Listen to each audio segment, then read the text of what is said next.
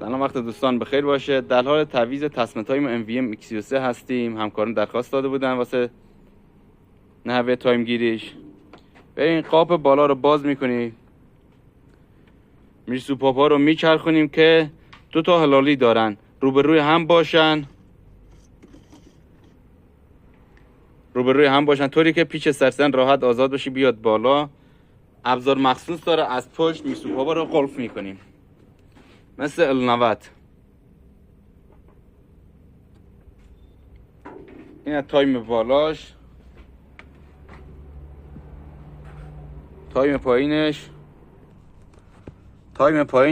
زاده داره رو میلنگ، پولی میلنگ فولی ساعت 3 باشه و پیستونا همشون روی خط موازی هم باشن و یه دونه پیچ هم داره سمت گیره بوز پایین استارت، اونم واسه میلنگ قلف میکنی، اونم نشون میدم الان.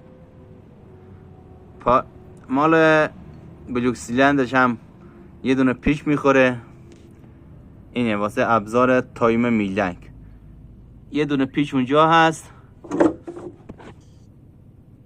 اونجا پایین استارت آشرخور 17 میخواد باز میکنه و این ابزار مخصوص رو جا میزن که میلنگ قلف باشه. مرسی دوستان که پیج ما رو همراهی میکنه.